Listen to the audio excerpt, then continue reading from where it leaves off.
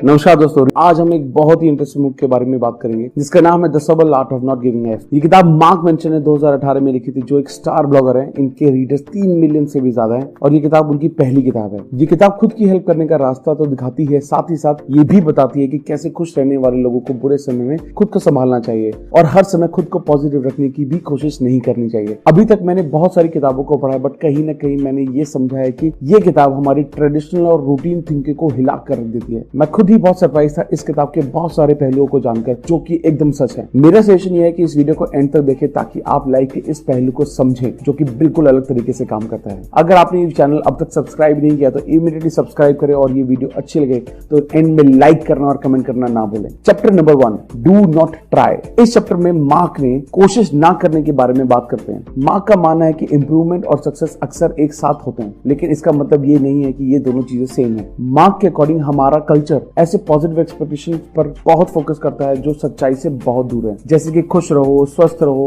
Best बनो, तेज, होशियार, अमीर, ज्यादा काम करने वाले बनो। लेकिन जब हम शांति से बैठकर इस बारे में सोचते हैं तो सभी पॉजिटिव चीजें असलियत में उन चीजों पर जोर देती है जो हमारे पास नहीं है। उदाहरण के लिए हमारे पास पैसे कमाने के तरीकों के बारे में सीखते हैं क्योंकि हमें लगता है कि हमारे पास पहले से ही इनफ पैसा नहीं है। हम रिलेशनशिप पर सलाह लेते हैं क्योंकि हमें लगता है कि हमसे कोई प्यार नहीं करता। हम ज्यादा सक्सेसफुल होने के बारे में सोचते हैं क्योंकि हमें लगता है कि हम बहुत सक्सेसफुल नहीं है। मार्क का कहना है कि कॉन्फिडेंट इंसान को कभी ये साबित करने की जरूरत नहीं कि वो कॉन्फिडेंट है। एक अमीर इंसान को किसी को ये समझाने की जरूरत नहीं होती कि वो अमीर है। या तो आप होते हैं या आप नहीं होते। लेकिन अगर हर समय किसी चीज का सपना आप देख रहे हैं तो एक और सच्चाई बार बार मजबूत कर देते हैं कि वो चीज हमारे पास नहीं है। बहुत ज्यादा चीजों के लिए परेशान रहना या सब चीजों से फर्क पड़ना हमारी मेंटल हेल्थ के लिए खतरनाक है। एक अच्छी जिंदगी ज्यादा चीजों के लिए परेशान रहना नहीं है, बल्कि कम चीजों के लिए परेशान होना है। केवल उन चीजों के लिए फर्क पड़ना चाहिए जो सही है और हमारे लिए बहुत जरूरी है। माँ कहते हैं कि जब हम हमेशा सही चीजें करने को लेकर परेशान रहते हैं तो आखिर में इसलिए परेशान रहने लगते हैं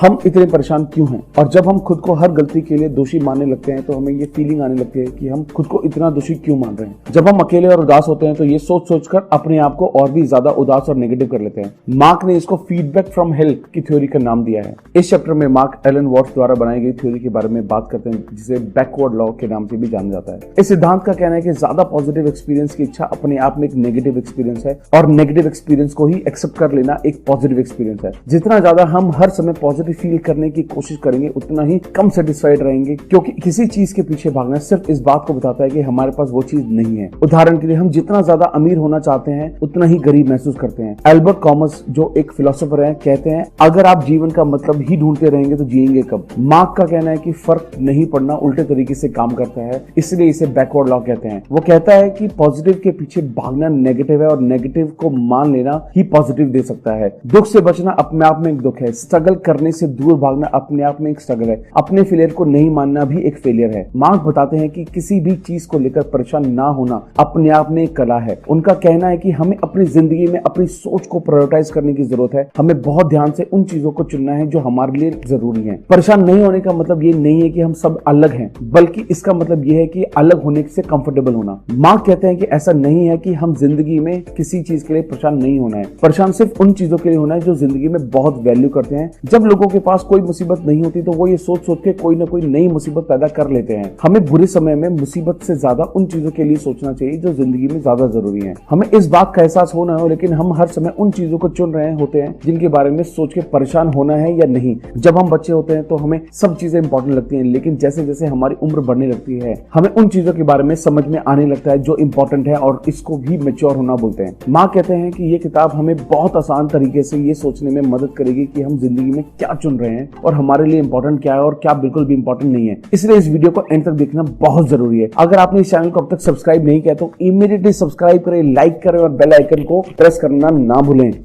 chapter number 2, happiness is a problem. इस चैप्टर में मार्क बुद्धा की स्टोरी के बारे में बताते हैं कि उन्होंने ज्ञान को पाया और ये बताया कि सेटिस्फैक्शन ना मिलना हमारे शरीर का एक हिस्सा है और लगातार खुशी पाने में मदद करता है। दुख हमारी बॉडी के लिए बहुत यूजफुल है और इसके ही जरिए नेचर को चेंज करने की इंस्पिरेशन भी मिलती है। हम उन चीजों से खुश नहीं होते जो हमारे पास है, बल्कि उन चीजों को लेकर दुखी होते जो हमारे पास नहीं है। दो तरह के पेन होते हैं, एक है फिजिकल पेन और दूसरा है साइकोलॉजिकल पेन। उनका कहना है कि फिजिकल पेन जरूरी है क्योंकि वो हमें बताता है कि हमारे लिए क्या अच्छा है और क्या बुरा। फिजिकल पेन हमें अपनी लिमिट में रहना सिखाता है। साइकोलॉजिकल पेन हमेशा हमारे लिए बुरा नहीं होता, बल्कि वो हमारे लिए जरूरी और हेल्दी है। जब हमें रिजेक्शन और फेलियर मिलता है तो हमें इमोशनल पेन होता है, जो हमें फ्यूचर में सेम गलतियां ना दोहराने सिखाता है। प्रॉब्लम कभी नहीं जाती, बल्कि वो बस समय के साथ बेहतर होती रहती है। कभी भी ऐसी लाइफ की उम्मीद ना करें जिसमें कोई प्रॉब्लम नहीं होगी, बल्कि हमें ऐसी लाइफ की उम्मीद करनी चाहिए जिसमें बेहतर प्रॉब्लम्स होंगी। प्रॉब्लम सॉल्व करने से हमें खुशी मिलती है। जब हम अपनी प्रॉब्लम्स को सॉल्व करने से दूर भागते हैं और सोचते हैं कि प्रॉब्लम है ही नहीं, तो हम अपनी जिंदगी में सबसे बड़ी गलती कर रहे होते हैं। खुश रहने के लिए जरूरी है कुछ ना कुछ ऐसा होना जिसे सॉल्व किया जा सके। खुशी हमारी प्रोग्रेस के लिए किए जाने वाला एक कांस्टेंट एक्शन है। माँ कहते हैं कि प्रॉब्लम्स को सॉल्व करना एक सिंपल सा काम है, लेकिन कुछ लोगों के लिए बिल्कुल भी सिंपल नहीं है। ऐसा दो रीजंस की वजह से होता है। सबसे पहला रीजन ये है कि लोग ये मानते ही नहीं कि उनकी जिंदगी में कोई प्रॉब्लम है। वो हमेशा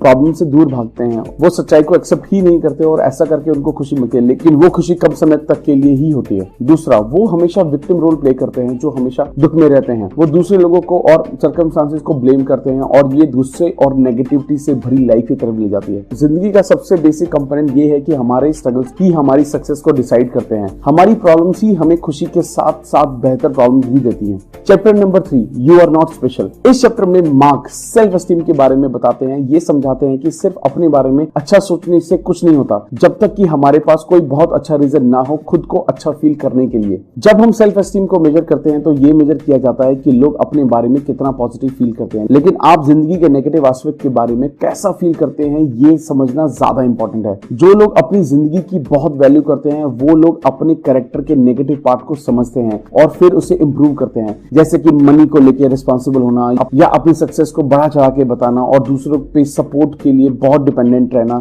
लेकिन वो लोग जो अपनी प्रॉब्लम्स को समझ ही नहीं पाते वो अपनी जिंदगी को मीनिंगफुल भी नहीं बना पाते हैं। मार्क के हिसाब से पर्सनल प्रॉब्लम जैसी कोई चीज नहीं है। अगर हमें कोई प्रॉब्लम है तो चांसेस हैं कि सेम प्रॉब्लम लाखों लोगों को पास में हुई होगी। बहुत लोगों को अभी भी सेम प्रॉब्लम है और फ्यूचर में बहुत सारे लोगों को सेम प्रॉब्लम होने वाली है। इसका सिर्फ एक मतलब है कि हम लोग स्पेशल नहीं है। किसी भी चीज में बेस्ट बनने के लिए हमें उस चीज को अपना बहुत सारा टाइम और एनर्जी देनी होती है, क्योंकि हमारे पास लिमिटेड टाइम और एनर्जी है, इसलिए हम हर चीज में बेस्ट नहीं कर पाते। एक फेमस कोट के हिसाब से हम सबकी किस्मत में कुछ ना कुछ बड़ा करना लिखा होता है, लेकिन अगर हम सब लोग एक्स्ट्रा ऑर्डिनरी बन जाएंगे तो एक्स्ट्रा ऑर्डिनरी की डेफिनेशन भी चेंज हो जाएगी।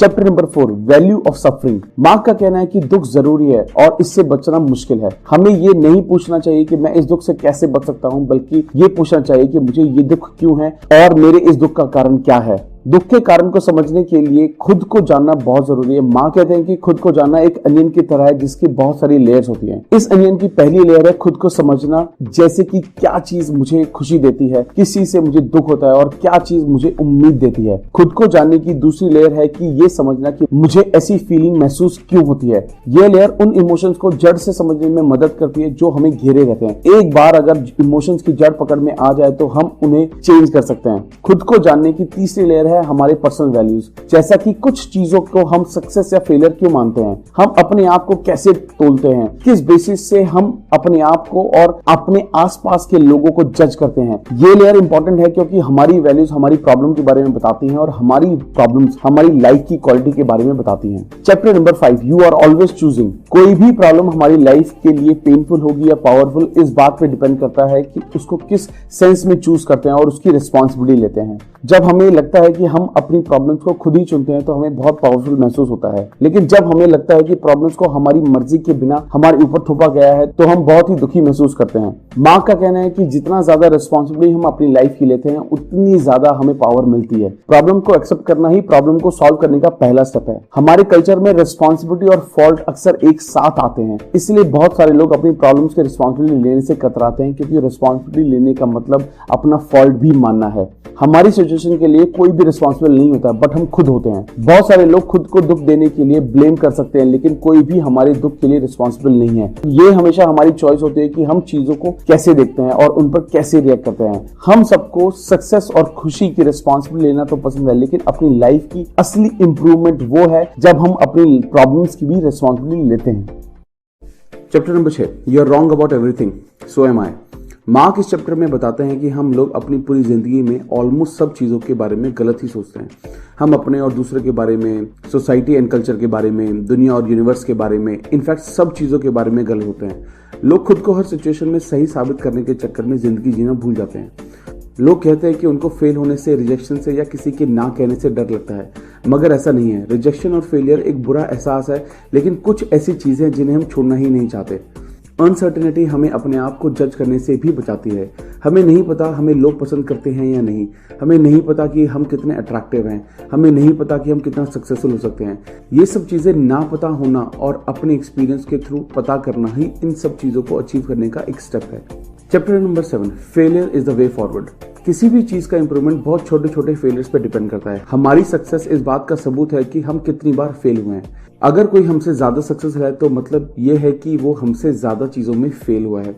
अगर कोई हमसे भी बुरा है तो मतलब उसने अभी तक वो सब चीजें एक्सपीरियंस नहीं की हैं जो कि हमने की है। जब एक छोटा बच्चा चलना सीख रहा होता है और वो कई बार गिरता है और खुद को चोट लगवा लेता है, तो इस टाइम कभी भी वो ये नहीं सोचता कि उसे चलना नहीं चाहिए या मैं इसमें अच्छा नहीं हूँ। एक टाइम आने पर हम में से कई लोग ऐसे पॉइंट पर पहुंच जाते हैं जहां हम फेल होने से डरते हैं। हम उन चीजों में सक्सेसफुल हो सकते हैं जिनमें हम फेल होने के लिए तैयार है। अगर हम फेल होने के लिए तैयार नहीं है तो इसका मतलब ये है कि हम सक्सेसफुल होने के लिए भी तैयार नहीं है। बहुत सारे लोग जब किसी तरह का गुस्सा या दुख फील करते हैं तो वो ये सब छोड़कर उस फीलिंग को और स्ट्रॉन्ग करने में लग जाते हैं। उनके पास एक गोल होता है कि फीलिंग गुड वाली स्टेट में जल्दी से जल्दी पहुंच जाएं, चाहे उस स्टेट में बहुत सारी बुरी वैल्यूज के ना हो। अगर किसी प्रॉब्लम में अटके हुए हैं तो बस उस पर बैठकर उसके बारे में सोचते मत रहो, उस पर काम करना शुरू कर दो। अगर तुम्हें नहीं पता कि तुम क्या कर रहे हो तो भी कुछ न कुछ करते हुए आप अपने आंसर्स और उसके सॉल्यूशन तक पहुंच जाओगे। एक्शन करना हमेशा कंट्रोल में होता है, लेकिन हम अपनी खुद की इंस्पिरेशन बन सकते हैं। अगर हम सिर्फ एक्शन करने को ही सक्सेस का मैट्रिक्स बना लें तो फेलियर हमें लाइफ में आगे बढ़ाता है। Chapter number 8, importance of saying no. अपनी जिंदगी में मीनिंग और इंपॉर्टेंस अचीव करने का एक ही तरीका है, ज्यादा ऑप्शंस को रिजेक्ट करना, फ्रीडम को कम करना और किसी एक बिलीफ और एक जगह और एक इंसान के लिए कमिटेड होना। रिजेक्शन हमारी लाइफ को बेटर बनाता है। लोग रिजेक्शन को अवॉइड करते हैं, लेकिन रिजेक्शन अवॉइड करना लंबे टाइम की खुशी नहीं देता। कोई भी हमारी प्रॉब्लम्स को हमारे लिए सॉल्व नहीं कर सकता और उनको कोशिश भी नहीं करनी चाहिए। ऐसा करने से हमें खुशी नहीं मिलेगी। लोग दूसरों को अपने एक्शंस और इमोशंस के लिए ब्लेम करते हैं, क्योंकि ऐसा करने से उनको लगता है वो खुद को विक्टिम दिखा सकते हैं और ऐसा लगातार करते रहने से उनको लगता है कि वो कोई आएगा और उन्हें बचाएगा और उनको वो प्यार मिलेगा जो वो हमेशा से चाहते थे। कुछ लोग दूसरों के एक्शन और इमोशंस का ब्लेम अपने ऊपर लेते हैं। उन्हें लगता है कि अगर वो अपने पार्टनर की प्रॉब्लम्स को ठीक कर देंगे तो उन्हें वो प्यार और अप्रिशिएशन मिलेगा जो वो हमेशा से चाहते हैं। लोगों के लिए दुनिया में सबसे मुश्किल काम है अपनी खुद की प्रॉब्लम्स की जिम्मेदारी लेना। उन्होंने अपनी पूरी जिंदगी ये सोच के बिताई है कि दूसरे लोग उनकी किस्मत के लिए रिस्पॉन्सिबल हैं। खुद की रिस्पॉन्सिबिलिटी लेना उनके लिए एक मुश्किल काम है। कुछ लोगों के लिए दुनिया का सबसे मुश्किल काम है दूसरों की प्रॉब्लम्स की रिस्पॉन्सिबिलिटी लेना बंद करना। उन्होंने अपनी पूरी जिंदगी ये सोच के बिताई है कि उन्हें प्यार और अप्रिशिएशन तब मिलेगा जब वो दूसरों को बचाएंगे। लेट गो यानी जाने देना उनके लिए बहुत मुश्किल काम है। किसी के लिए कुछ करने को मजबूरी समझना या अपनी मर्जी से करने में डिफरेंस होता है। खुद से ये सवाल पूछे, अगर मैं ये काम करने से मना कर दूं तो क्या रिलेशनशिप में चेंज आएगा? अगर आंसर है कि मना करने से बहुत बड़ा ड्रामा हो सकता है तो एक बुरे रिलेशनशिप का साइन है। इसका मतलब रिलेशनशिप कंडीशंस बेसिस पे है, जिसका मतलब है कि एक दूसरे से कुछ बेनिफिट्स मिलने की कंडीशन पर रिलेशनशिप है, ना कि एक दूसरे के अनकंडीशनल एक्सेप्टेंस के बेसिस पर रिलेशनशिप है। जिन लोगों के रिलेशनशिप की स्ट्रॉन्ग बाउंड्रीज होती हैं वो समझते हैं कि एक दूसरे को अपने अकॉर्डिंग 100% बदलना और एक दूसरे की सारी नीड्स को फुलफिल करना सही नहीं है। एक हेल्दी रिलेशनशिप के लिए लोग रेडी होने चाहिए और सुनने के लिए भी और ना कहने के लिए भी। कमिटमेंट हमें फ्रीडम देता है क्योंकि ये हमारा अटेंशन और फोकस वहां कर देता है जो हमें हेल्दी और खुशी देते हैं। कमिटमेंट हमें हमारे गोल पे फोकस करना सिखाता है और जिसमें हम बड़ी से बड़ी सक्सेस को भी अचीव कर सकते हैं। Chapter number 9, then you die. हमें मरने से डर लगता है और इसलिए हम इसके बारे में सोचना भी अवॉइड करते हैं, बोलना भी अवॉइड करते हैं। यहाँ तक कि जब हमारे किसी आसपास के लोगों के साथ ऐसा होता है तो हम उसे थोड़े दिन बाद भूल जाते हैं। हमें पता है कि हमारी फिजिकल बॉडी एक ना एक दिन मर जाएगी और डेथ को ताला नहीं लगाया जा सकता। ये हमारा सबसे बड़ा फियर है। इस डर से बचने के लिए हम ऐसी सिचुएशन क्रिएट करते हैं जो हमेशा रहेंगी। इसलिए लोग इस कोशिश में लगे रहते हैं कि उनका नाम दीवारों पर, स्टेटस पे और बुक्स पे लिखा जाएगा, क्योंकि हमारे लिए जिंदगी का मतलब कभी ना मरना है। ग्रीक और रोमन हिस्ट्री में लोगों को बोला जाता है कि वो डेथ को हमेशा अपने माइंड में रखें ताकि लाइफ को ज्यादा से ज्यादा अप्रिशिएट किया जा सके। बुद्धिज्म की बहुत फॉर्म्स में मेडिटेशन हमें यही सिखाता है कि कैसे खुद को जिंदा रहते हुए डेथ के लिए रेडी करना। मार्क का कहना है कि हम सबको डेथ को एक्सेप्ट करना चाहिए और अपनी खुद की डेथ की सोच को बहुत हल्का बनाना चाहिए। ऐसा तब किया जा सकता है जब हम अपनी खुद की प्रॉब्लम्स को एक्सेप्ट करें, अपने फेयर्स का सामना करें, अपने फेयर्स को एक्सेप्ट करें और रिजेक्शन को अपना लें। दोस्तों, ये थी वो किताब जिसको मैंने अपनी लाइफ में पूरी तरह से इम्प्लीमेंटेशन करने की कोशिश की है और अब तक इसके रिजल्ट से मैं बहुत खुश हूँ। अगर आपको भी ये वीडियो अच्छी लगती है तो प्लीज इस चैनल को सब्सक्राइब करें, लाइक करें और कमेंट करके अपने व्यूज बताएं। और फ्यूचर की वीडियो से अपडेटेड रहने के लिए बेल आइकन को प्रेस करना ना भूलें। Thank you so much guys.